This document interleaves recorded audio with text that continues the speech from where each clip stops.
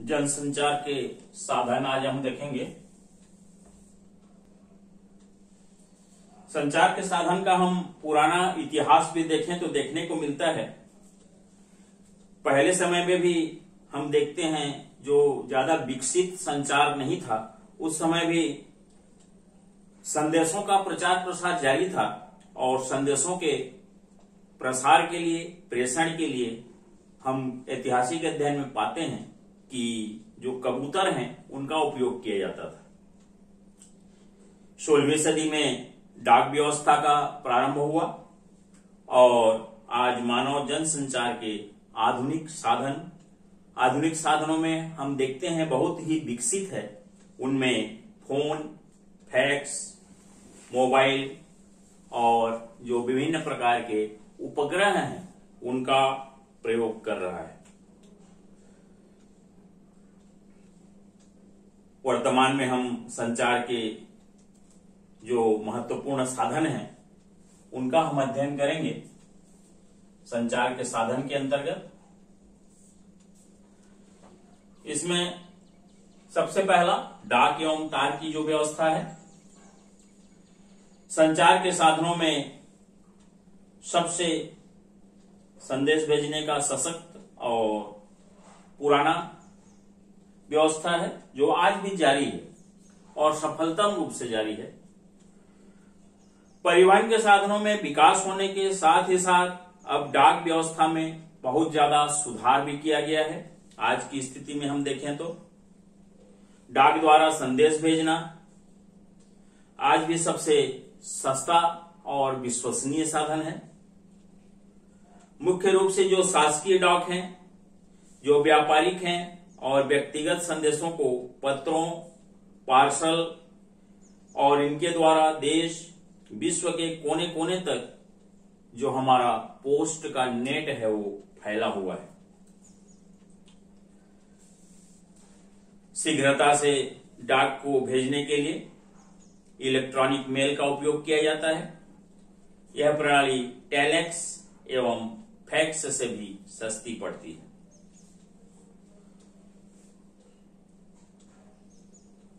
तार द्वारा संदेश तीव्र गति से भेजा जाता है। इस विधि में संदेश को सांकेतिक भाषा में यंत्रों के द्वारा विद्युत चुंबकीय तरंगों के रूप में एक स्थान से दूसरे स्थान को भेजा जाता है। समाचार पत्र हम देखते हैं। समाचार पत्र और पत्रिकाएं विचार अभिव्यक्ति का सबसे सरल, सुलभ, सस्ता एवं सशक्त साधन है।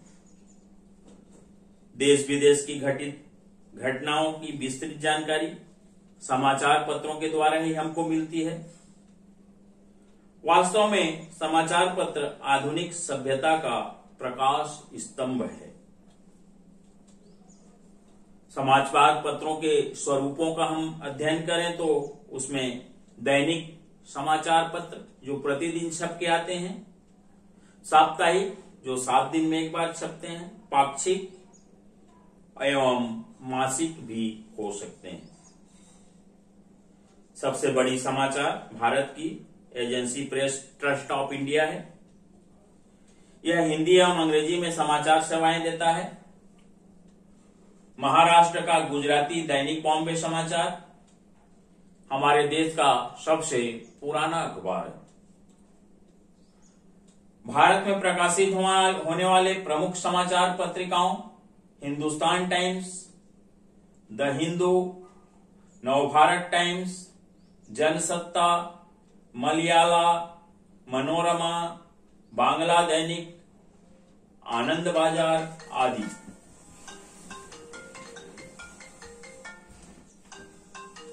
विश्व के प्रमुख समाचार पत्रों में हम देखते हैं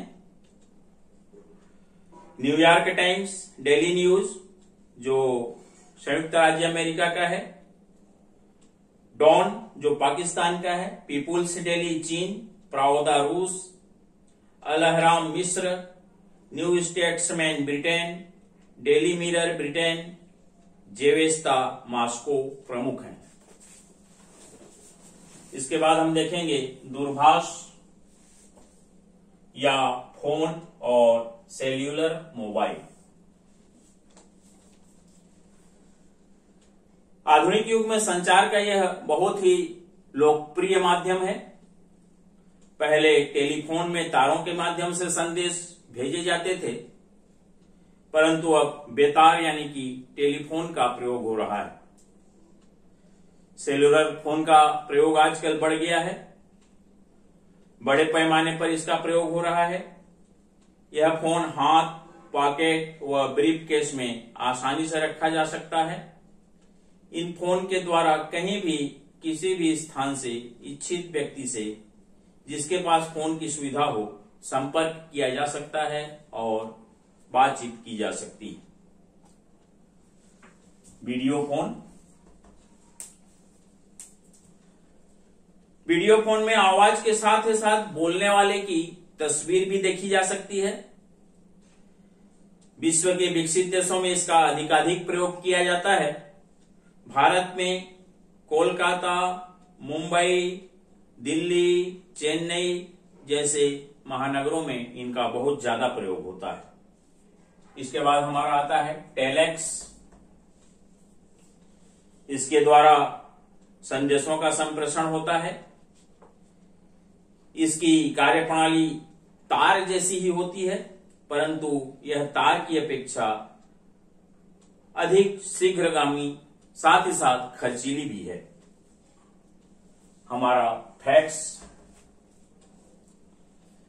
यह टेलीफोन से संलग्न एक यंत्र है जो पत्र, चित्र, संदेश आदि को ज्यों का त्यों एक स्थान से दूसरे स्थान को प्रेषित करता है। इस यंत्र के द्वारा छपाई करने वाली मशीन भी लगी रहती है और यह मशीन सुविधा तो देती है पर खर्चीली भी है। रेडियो। संदेशों को शीघ्रता से इसके द्वारा प्रेषित किया जाता है। यह बेतार प्रणाली है। रेडियो में विभिन्न प्रकार के कार्यक्रमों का रेडियो स्टेशन के द्वारा प्रसारण किया जाता है। ये कार्यक्रम रेडियो केंद्र के ट्रांसमीटर द्वारा विद्युत चुंबकीय तरंगों के रूप में प्रसारित किए जाते हैं, जिसे रिसीवर पुनः ध्वनि तरंगों में बदल देता है और यही ध्वनि तरंगें हमको सुनाई देती हैं आवाज के रूप में। टेलीविजन। इसके माध्यम से ध्वनि तथा चित्र का प्रसारण साथ साथ होता है। इसके द्वारा किसी भी स्थान की घटनाओं का सजीव चित्रण प्रस्तुत किया जाता है। वर्तमान में यह काफी लोकप्रिय है तथा हमारे जीवन का एक अनिवार्य अंग बन चुका है।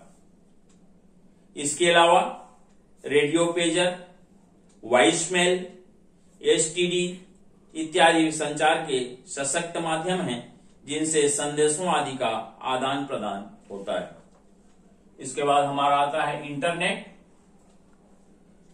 सन 1960 इंटरनेट की खोज सूचना प्रौद्योगिकी क्षेत्र में एक अभूतपूर्व क्रांति के रूप में सामने आई थी।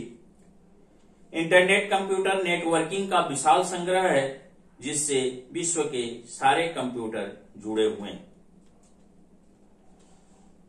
इसके माध्यम से लाखों लोग रोजगार और व्यवसाय करते हैं। इसका उपयोग उद्योग में, व्यवसाय में, व्यापार में, चिकित्सा एवं शिक्षा के क्षेत्र तथा घरेलू कार्यों में निरंतर बढ़ते जा रहे हैं। इसके माध्यम से ऑनलाइन ऑर्डर द्वारा घर बैठे मनपसंद वस्तु प्राप्त किए जा सकते हैं। विश्व की सर्वोत्तम शिक्षण संस्थाओं की जानकारी प्राप्त की जा सकती है। वहां की डिग्रियां प्राप्त की जा सकती है। बेरोजगार युवकों को अपना बायोडाटा दुनिया भर के सामने लाने का यह अच्छा माध्यम है। इन सब से कहीं आगे आते हुए हाल ही में विकसित एक अत्याधुनिक तकनीकी के द्वारा अब सुगंधित ई ग्रीटिंग भेजना भी संभव है। वास्तव में इंटरनेट आधुनिक युग का सबसे उपयोगी और महत्वपूर्ण आविष्कार है। इसमें हम देखेंगे अब उपग्रह, सैटेलाइट जिसको हम कहते हैं। उपग्रह किसी ग्रह की परिक्रमा करने वाले छोटे से पिंड को कहते हैं।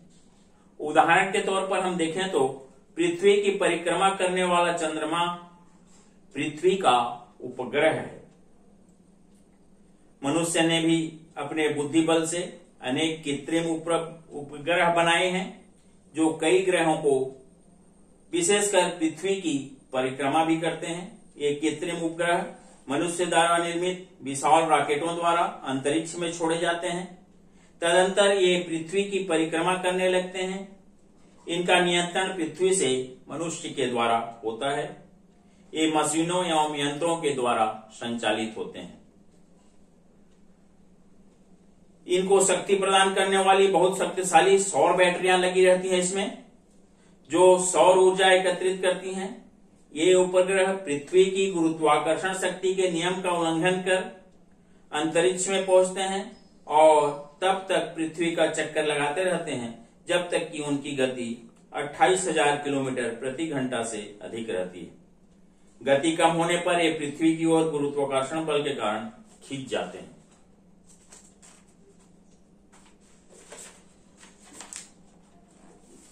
इसके बाद हमारा आता है कृत्रिम उपग्रह का जो निर्माण हुआ है उसमें मनुष्य के विभिन्न उद्देश्यों की पूर्ति होती है और किन किन उद्देश्यों की पूर्ति होती है उसका हम इसमें अध्ययन देखेंगे। इसमें सबसे पहला जो मनुष्य के विभिन्न उद्देश्यों की पूर्ति होती है उसमें प्राकृतिक संसाधनों का पता लगाता है व्यक्ति। इसके माध्यम से मौसम संबंधी जानकारी एकत्रित करना और मौसम संबंधी पूर्वानुमान लगाना, अंतरराष्ट्रीय संचार व्यवस्था, बाह्य अंतरिक्ष का ज्ञान प्राप्त करना, विभिन्न प्रकार के मानचित्र बनाना और सैनिकों के विभिन्न प्रकार के कार्यों के लिए इसका उपयोग होता है। इसके बाद हम देखेंगे अंतरराष्ट्रीय संचार व्यवस्था।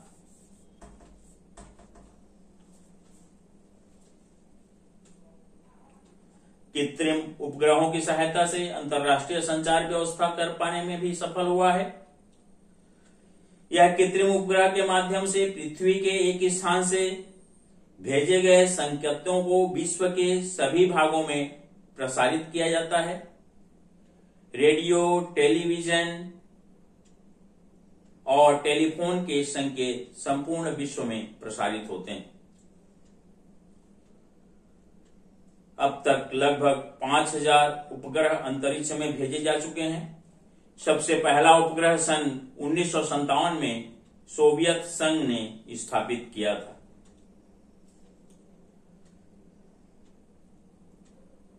अंतरिक्ष में उपग्रह स्थापित करने में भारत भी पीछे नहीं है।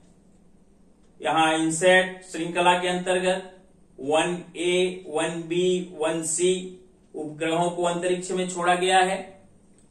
इस श्रृंखला के 1B और 1C उपग्रह संचार वहन का कार्य संपन्न कर रहे हैं। कृत्रिम जो उपग्रह हैं वो मनुष्य के लिए किस तरह से उपयोगी हैं उसका संक्षिप्त यहाँ पे अध्ययन हम देखेंगे। इनके द्वारा मौसमी, जलीय तथा सागरीय दशाओं संबंधी बहुत उपयोगी आंकड़े एकत्रित किए जाते हैं। समुद्र तटों पर आने वाले तूफानों की पूर्व सूचना उपलब्ध होती है, जिससे हजारों मछुआरों की जीवन रक्षा कर पाना संभव हुआ है। उपग्रहों के द्वारा दूर दूर तक रेडियो कार्यक्रम प्रसारित किए जाते हैं। टेलीविजन नेटवर्क का विस्तार करने में भी उपग्रह सहायक होता है। सागर तल के तापमान संबंधी आंकड़े हम उपग्रह के माध्यम से ही एकत्रित करते हैं और इसी के आधार पर वर्षा संबंधी जानकारी का हम पूर्वानुमान लगा सकते हैं। कृत्रिम उपग्रह टेलीफोन सर्किट की सहायता करते हैं, जिससे टेलीफोन बिना तार के रिमोट कंट्रोल द्वारा जाना संभव हो जाता है। उद्योग को संचालित करने वाले जो उद्योगपति हैं अपने कॉर्पोरेट ऑफिस से उपग्रह के माध्यम से ही संपर्क स्थापित करते हैं।